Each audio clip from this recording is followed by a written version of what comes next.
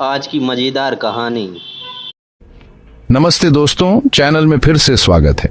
आज मैं आपको एक बहुत ही प्रेरणादायक कहानी सुनाने जा रहा हूँ, प्यार, बिछड़न और फिर से उठ खड़े होने की। ये नीतू और उसकी माँ दुलारी की कहानी है। कहानी शुरू होती है कानपुर से लगभग 30 साल पहले। दुलारी एक सीधी सादी गांव की लड़की, जिसकी शादी भगत राम से हुई, जो एक लोकल दुकान में काम करते थे।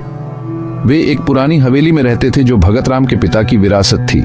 जिंदगी बहुत सिंपल थी, जब तक नहीं रही। 5 साल पहले भगत राम को ब्रेन ट्यूमर हो गया। दुलारी के लिए तो जैसे दुनिया ही उलट गई।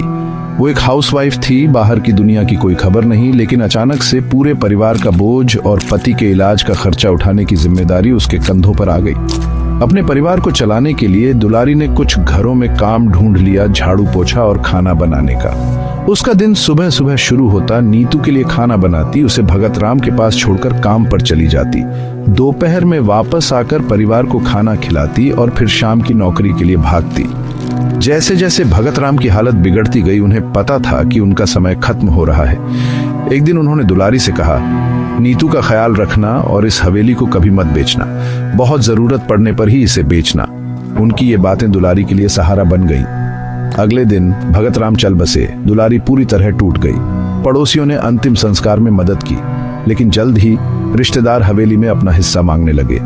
लेकिन दुलारी डटी रही। उसने कहा, यह हवेली मेरे ससुर और मेरे पति भगत राम की थी, अब ये मेरी और मेरी बेटी की है।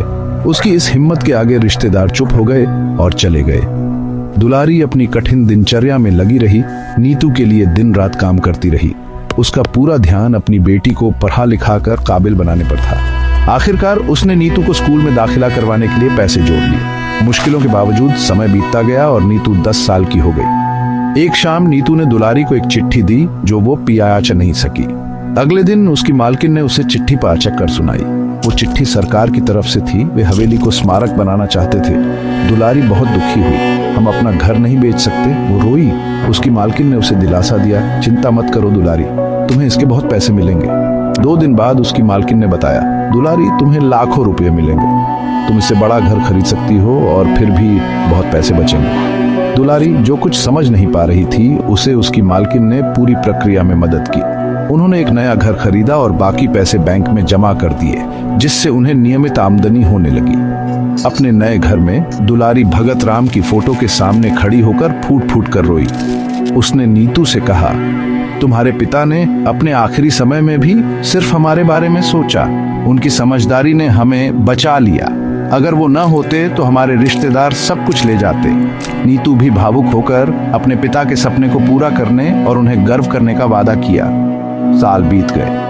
नीतू पढ़ाई में बहुत अच्छी रही और अंततः एक IAS ऑफिसर बन गई। वो एक दिन खुशी से घर आई और बोली, माँ, पापा का सपना पूरा हो गया। मैं अब कलेक्टर बन गई हूँ। अब आपको काम करने की जरूरत नहीं है। दुलारी बहुत खुश हुई और बोली, पैसे की कोई कमी नहीं थी।